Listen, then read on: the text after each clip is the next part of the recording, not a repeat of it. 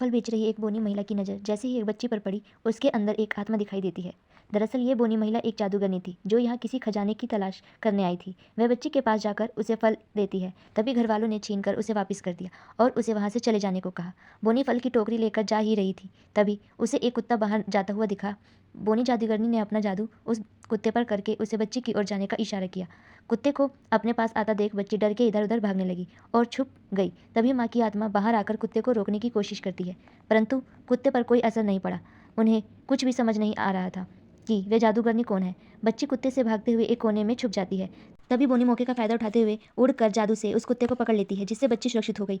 तभी बोनी फल उठा रही थी और उसके बच्चे के पिता की नज़र उस बोनी पर पड़ी और उसकी बहादुरी देखकर उसे पैसे देने गए।